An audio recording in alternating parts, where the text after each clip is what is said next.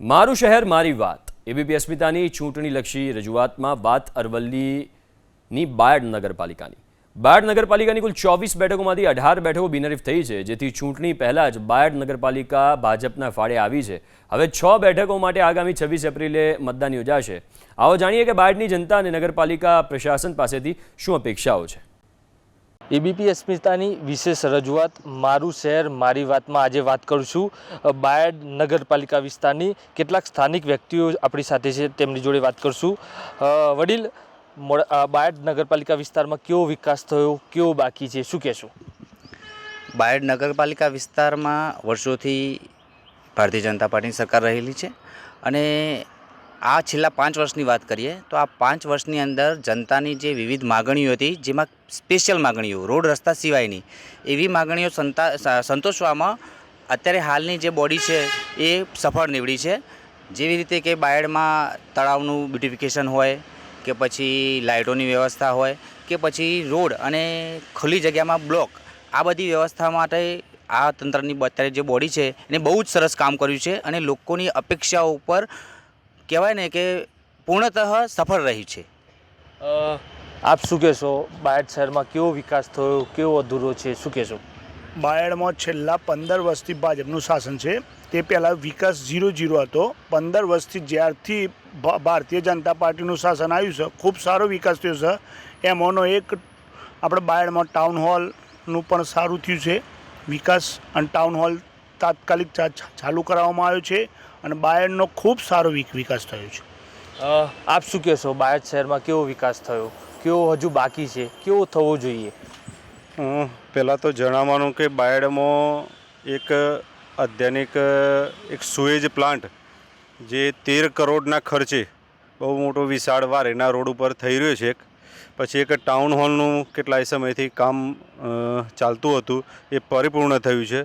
કે બીજા કે ગરીબ પરિવારોમાં લગભગ 400થી 500ની આસપાસ મકાનો ફાળવવામાં આવ્યા છે પ્રધાનમંત્રી આવાસ યોજનામાં।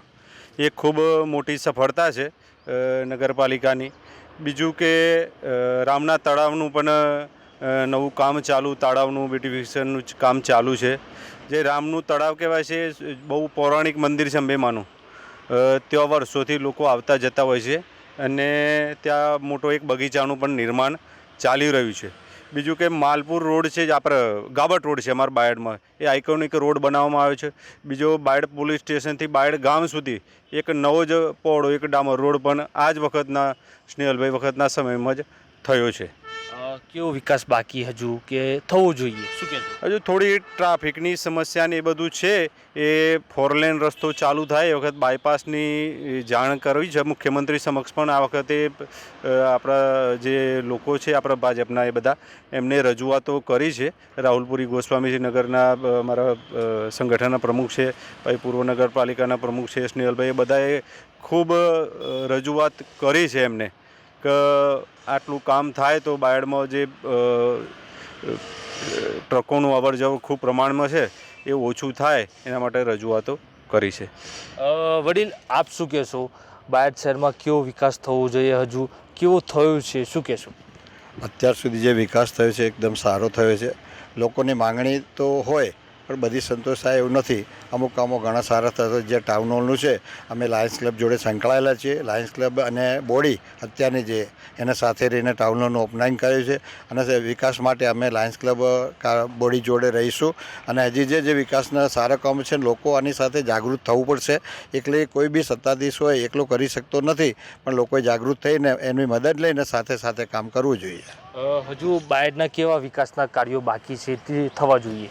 મેઇન પ્રશ્ન જે ટ્રાફિકનો છે કે દર વખતે સવારે 10 વાગે સાંજે 5 વાગે એટલો બધો ટ્રાફિક થાય છે કે જાણકાર માણસ પણ ગૂંચવાઈ જાય છે કે કઈ રીતે જવું। તો એનો કોઈ રીતે ઉકેલ આવે એ રીતના પ્રયત્નો હોય સત્તાધીશોએ કરવા જોઈએ। આપ શું કહેશો? બાયડ શહેરમાં કેવો વિકાસ થયો, હજુ કેવો થવો જોઈએ, શું કહેશો? બાયડ શહેરમાં વિકાસ ખૂબ સરસ થયો છે। અરવલ્લી જિલ્લામાં 2 મહાનગરપાલિકામાં મોડાસા પછી બાયડનું નામ છે અને એ બાયડની અંદર ખૂબ સારો વિકાસને આજે બાયડ નામાંકિત અરવલ્લી જિલ્લામાં બન્યું છે। એ ભારતીય જનતા પક્ષનું એક સારું શાસન છે અને બાયડ સંગઠનમાં ભારતીય જનતા પાર્ટીના શ્રી રાહુલભાઈ ગોસ્વામી એ ખૂબ સારું કામ કરે છે અને સંગઠનને આગળ રાખી અને આ નેતાગીરીનું જે સંચાલન થાય છે એ ખૂબ સારું થાય છે. વડીલ, બાયડ શહેરમાં કેવી કોઈ સમસ્યા કે હજુ સુધી નિરાકરણ ના આવ્યું હોય, શું કહેશું? બાયડ શહેરમાં મુખ્ય ટ્રાફિકની સમસ્યા છે અને નાની નાની જ્ઞાતિઓને આ કોઈ પણ કામમાં ઇન્ટરફિયર કરવામાં આવતા નથી, એ મોટી સમસ્યા છે. યુવા મિત્ર છે આપણી જોડે. બાયડ શહેરમાં કેવો વિકાસ થયો, કેવો બાકી છે, કેવો થવો જોઈએ, શું કહેશો? હાલ 21મી સદી ચાલે છે અને શિક્ષણનો પ્રભાવ એટલો બધો ખૂબ જ વધારે છે, બરાબર, અને જાગૃતતા નાગરિકોમાં ખૂબ જ વધારે આવતી હોય છે.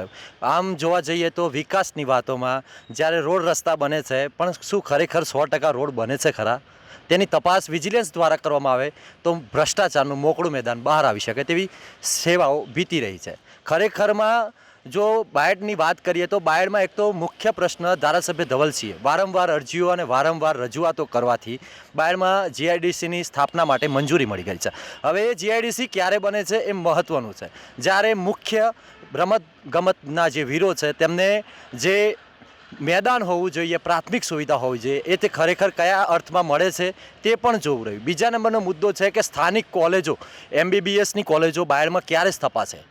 BScની કોલેજ છે, BAની કોલેજ છે, આર્ટ્સની ફેકલ્ટીની તમામ સુવિધાઓ છે વિદ્યાર્થીઓ માટે, પણ શું વધારે બાયડમાં વિકાસની જરૂર છે ખરો? એ જનતા સારી રીતે જાણે છે, કેમ કે અત્યાર સુધીમાં જે વિદ્યાર્થીઓને પાટણ છેક જવું પડે છે તે ના જવા માટે ક્યાંક એનો રસ્તો આજે છેલ્લા 12 વર્ષ થઈ ગયા અરવલ્લી જિલ્લો જુદો પડ્યો. શું સિવિલનું કામ હજુ પૂર્ણ થયું છે? જે ગરીબ લાચાર વ્યક્તિઓ છે જેમની પાસે 200 રૂપિયા દાઢી મજૂરી કરીને પોતાનું ગુજરાન ચલાવે છે, એવા વ્યક્તિઓને જો સારવાર માટે અરવલ્લી જિલ્લાની સિવિલ હોસ્પિટલમાં તાત્કાલિક ધોરણે સારવાર મળે તેવું નેતાઓ અથવા રાજકીય પક્ષના, બંને રાજકીય પક્ષના, ભાજપ હોય કે કોંગ્રેસ હોય કે સરકારી કર્મચારીઓ ફટાફટ કામગીરી કરે અને આ સેવાનો લાભ જિલ્લાના પબ્લિકને મળે, જેના કારણે સેવાઓ આરોગ્યની સારી મળે અને જેના પૈસાની બચત થાય. મિત્ર, બાયડ શહેરમાં કેવો વિકાસ થયો, કેવો બાકી છે હજુ બાયડમાં? રસ્તાનો વિકાસ હોય, પાણીનો કોઈ એવો પ્રશ્ન હોય, શું કહેશો? તાજેતરમાં વાત કરું તો જન્મ મરણની નોંધણી માટે પટાવાળા પૈસા લેતા હોય નગરપાલિકાના, એના વિડીયો પણ વાયરલ થતા હોય, બરાબર. રોડ રસ્તા તો બનાવ્યા છે પણ 4 મહિનામાં જ ખખડધજ થઈ જાય છે. શું ખરેખર આ સાચા અર્થમાં વિકાસ થયો છે કે કેમ તે નાગરિકો સારી રીતે જાણે છે. મારા એકલા કહેવાથી નહીં પણ પબ્લિક જાણે છે કે ધૂળની ડમરીઓ ઉડતી થઈ ગઈ છે. ખરેખર 100% પેપર પર કામ થયું છે, પણ વિકાસ જગ્યા પર થયો છે કે કેમ? છેલ્લા 60 વર્ષથી ભારત દેશ આઝાદ થયો, બરાબર, ત્યાર પછી કોંગ્રેસની સરકાર હતી અને ભારતીય જનતા પાર્ટીની છેલ્લા 30 વર્ષથી સરકાર છે. સાચા અર્થમાં બાયડના લાખેશ્વરી વિસ્તારમાં પાણી જવું નિકાલ માટે, વરસાદી પાણીની નિકાલ માટે ભૂગર્ભ ગટર યોજના બનાવવામાં આવી છે. ખરેખર સાચા અર્થમાં બનાવી છે કે કેમ એ જનતા જાણે છે. 2 ઇંચ કે 4 ઇંચ વરસાદ પડે અને પાછું બેક પાણી લાખેશ્વરી વિસ્તારના તળાવમાં ઠલવાય. આ ખરેખર ગટર યોજના સારી બનાવી છે કે કેમ? આ મહત્વનો મુદ્દો છે, આ વિચાર્યા જેવો મુદ્દો છે. હજુ ઘણા બધા એવા પ્રશ્નો છે જે બાયડની જનતાને લાભ થાય. ખરેખર બંને પક્ષ કહું છું, રાજકીય કોંગ્રેસ અને ભાજપ, બાયડના નગરજનોને એટલી બધી સુવિધા આપો જેથી કરીને આવનારું ભવિષ્ય શિક્ષણનું હોય, આરોગ્યનું હોય. નલ સે જલ યોજના કહે છે, વિધાનસભામાં આંકડો જાહેર કરવામાં આવ્યો 607 ગામ. ખરેખર સાઠંબા વિસ્તારના અંતરિયાળ ગામોમાં જુઓ, નળ લાગી ગયા છે પણ પાણી હજુ સુધી પહોંચ્યું નથી. અને વિકાસની મોટી મોટી વાતો માત્ર ને માત્ર કાગળ પર છે. જનતા જાણે છે ખૂબ સારી રીતે, જનતા બોલી શકતી નથી. 200-300 રૂપિયાની મજૂરી કરતો હોય આ ક્યાં રાજકીય પક્ષોના સામે બોલી શકે? તમે વિચાર તો કરો જરા કે જે માણસને પોતાનું પેટ ભરવા માટે રાત દિવસ મજૂરી કરવી પડે છે એ આજે તમારી સામે 10,000 કે 15,000 ખર્ચીને તમારા સામે વિકાસની વાતો કરવા આવશે કે કેમ? આ એક મહત્વની વાત છે. વડીલ, શું કહેશો આપ, વિકાસ થયો કે ના થયો? મિત્રએ હમણાં કહ્યું કે નળ સે જળ જે યોજના છે એમાં ઘરે ઘરે નળ પહોંચી ગયા છે, પણ પાણી કદાચ એમને ખબર નહીં હોય કે આ એ જ સાઠંબા વિસ્તાર છે જ્યાં 15 દિવસે પાણી આવતું હતું. આજે કમસે કમ રોજ દિવસે એક વખત એમને પાણી મળી રહે છે. આ તાલુકાનો પ્રશ્ન થયો. પણ આપણે બાયડ નગરની અત્યારે વાત કરીએ તો બાયડ નગરના અંદર હમણાં જ જે વિધાનસભા સત્ર હતું એ પહેલાં જ બાયડમાં કોમર્સ અને સાયન્સ કોલેજની મંજૂરી સરકારે આપી છે. અને એમાં આ નવું સત્ર જે ચાલુ થાય એમાં કોમર્સ તો ફેકલ્ટી પણ ફાળવીને ચાલુ કરી દેવાની એમને સૂચના આપેલી છે. અને જે ઇન્ફ્રાસ્ટ્રક્ચર બીજું ઊભું થશે એટલે સાયન્સ કોલેજ પણ સરકારી અહીંયા મળી જશે. જે વિદ્યાર્થીઓને અહીંયા તકલીફ પડતી હતી અહીંયાથી 40 કિલોમીટર 45 કિલોમીટર જવાની એ અહીંયા લોકલ જ સોલ્વ થઈ જશે. જે મેડિકલ કોલેજની વાત હતી તો મેડિકલ કોલેજમાં સરકારે તો મંજૂરી આપી જ દીધી હતી, પણ ટેકનિકલ ક્ષતિના કારણે એ અત્યારે હાલ અટકી રહ્યું છે. પણ જેવું એનું જમીનનું જે સોલ્યુશન આવશે એટલે તરત જ એ વાત્રક જે કે શાહ ટ્રસ્ટથી ચાલી રહે છે ત્યાં એની MBBSની સગવડ થવાની છે. અહીંયા શહેરની વચ્ચોવચ્ચ જાગાણું તળાવ જે છે એનું બ્યુટિફિકેશન થઈ અને એનો પહેલો ફેઝ જે છે એ જનતા સમક્ષ ખુલ્લો મૂકી દેવામાં આવ્યો છે. અને રામના તળાવે જે બ્યુટિફિકેશનનું ઓર્ડર જે 5.5 કરોડની માતબર રકમમાં ફાળવવામાં આવ્યું છે એનું પણ ખાતમુહૂર્ત થઈ ગયું છે. એટલે જનતાની જે માગણીઓ હતી એમાં મોટાભાગની સંતોષાઈ ગઈ છે. અને કદાચ એકાદ બે માગણીઓ એવી છે જે ક્રમશઃ સંતોષાવાની તૈયારીમાં છે કે જેના ઠરાવ થઈ ગયા છે અને બજેટમાં પાસ પણ થઈ ગયું છે. એ આવનારા સમયમાં લોકો જોઈ રહેશે. ચોક્કસથી આ હતી બાયડની જનતા. બાયડ શહેરમાં ક્યાંક વિકાસ થયો છે તો ક્યાંક અટક્યો છે. દેવાંગ ચૌધરી, ABP અસ્મિતા, અરવલ્લી.